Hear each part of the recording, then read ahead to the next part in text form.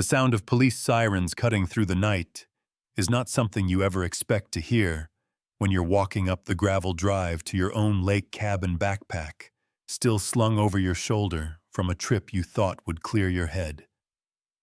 Those blue and red lights bounced off the pine trees like some kind of twisted fireworks show, and for a second I just froze, wondering what in the world had happened.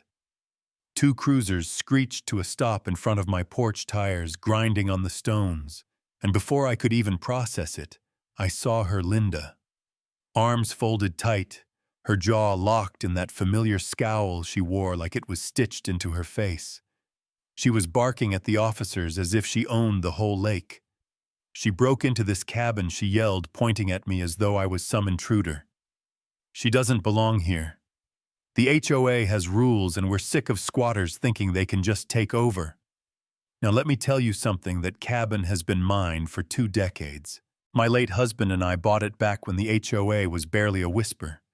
Just a handful of neighbors trying to keep the roads clear and the docks safe. But ever since Linda moved in 5 years ago, she'd been acting like the queen of the neighborhood.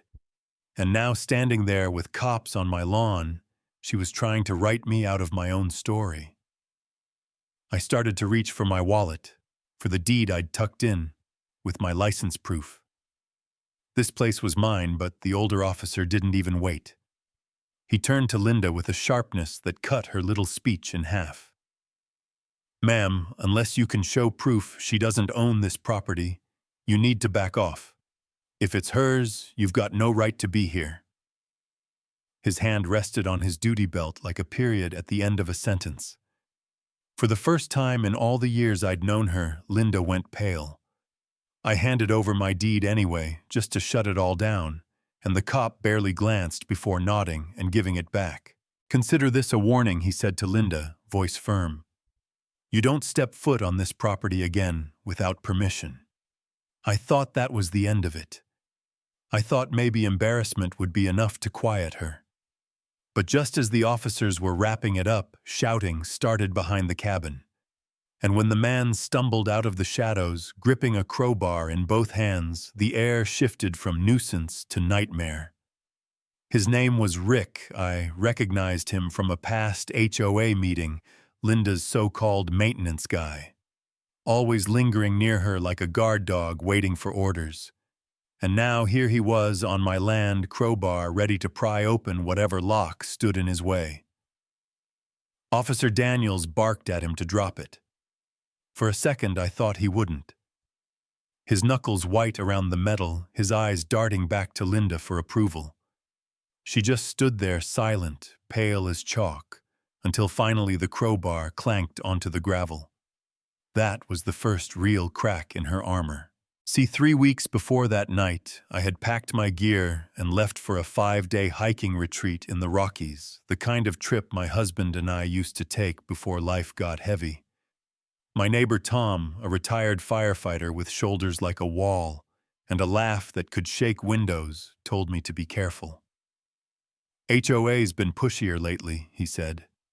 Linda was snooping around the Johnsons' place after they sold. I shrugged it off back then. I had no clue she'd try the same stunt with me. While I was off climbing mountains, she was circling mine. The days after I returned were a blur of fear and fury. Texts started showing up on my phone from an unknown number first. "You should have sold when you had the chance. Then later.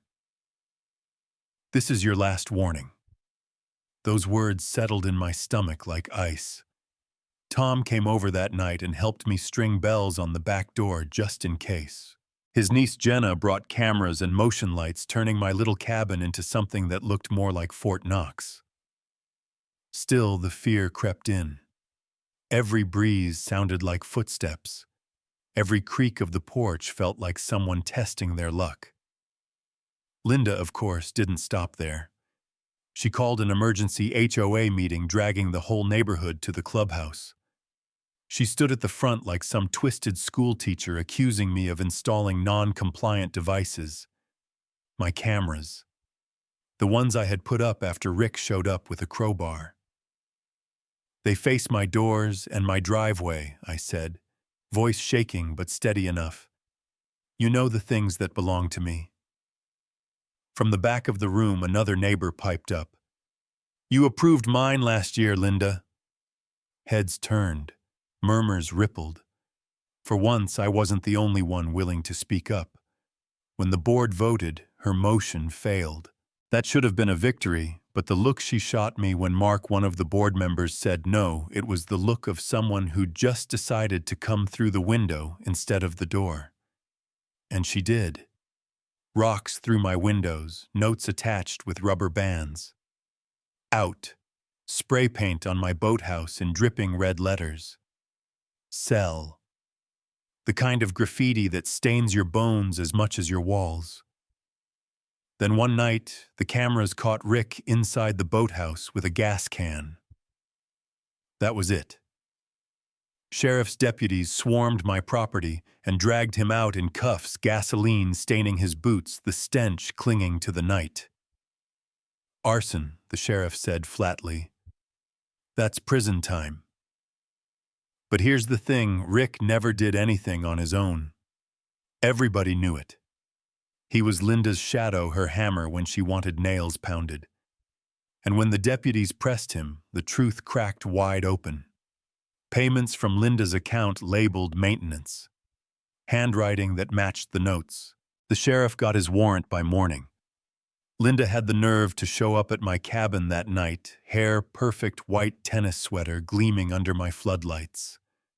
She spoke smoothly, like we were just neighbors, discussing weeds in the garden. Nobody wants things to get ugly, she said. You could still end this cell move somewhere calmer. My laugh came out raw. This cabin isn't for sale. Her smile slipped for half a second before she forced it back on. Then you can't blame me for what comes next. What she didn't realize was that every word was caught on my cameras. When deputies knocked on her door at dawn, she still tried to hold her chin high, but handcuffs don't care about posture. The trial came quick. Rick testified in an orange jumpsuit, his voice flat but damning. He told the jury Linda paid him and others to scare me off to make it look like random vandalism so the HOA stayed clean. When that didn't work, she ordered them to burn my cabin. The jury didn't need long. Guilty, conspiracy, attempted arson, harassment. 10 years. And just like that, the queen of the HOA lost her crown. The neighborhood changed almost overnight. Mark took over as HOA president, and the first thing he did was toss out half of Linda's ridiculous rules, no more lawn measurements or mailbox inspections. Instead, they voted to repair the public dock plant wildflowers and host cookouts again. They renamed the clubhouse Lakeview Hall, and to my shock, some neighbors pushed for Harris Hall after me. The developer stopped calling too. Guess it's hard to close deals when the sheriff's breathing down your neck. Life slowly knit itself back together. Tom built me a new dock, Jenna wired one last camera facing the lake instead of the cabin, and Mrs. Whitaker brought me pies so sweet they almost erased the taste of fear. We held a cleanup day where families dragged old tires from the water and kids laughed on the shoreline. For the first time in months, peace didn't feel like something fragile. It felt like something solid. I still keep the letters from strangers in a shoebox, folks from other towns, other states who read about the case and wrote to say thank you for standing up. We fought our HOA too, one letter said. Your story gave us courage. When the shoebox filled, I started a second. One summer night, I sat on the dock with Tom watching fireworks from across the lake. He asked quietly, "Worth it?" I looked back at the cabin, the lights glowing warm, cameras blinking steady red like calm heartbeat monitors, and I said, "Every second." Because some places aren't just property, they're memory, they're home. Months later, I got a letter from the county jail. Linda's scrawl across the envelope, her words inside short and bitter. I went too far. I thought I was protecting the neighborhood's future. Really, I just didn't want to lose control. I don't expect forgiveness. I read it twice, then left it on the table. Maybe she meant it, maybe she didn't. Either way, it was her mess to carry now, not mine. The cabin stands. The lake stays quiet. Neighbors wave instead of whisper. And when kids ride past Lakeview Hall with fishing poles on their shoulders, nobody measures grass height or mailbox paint anymore.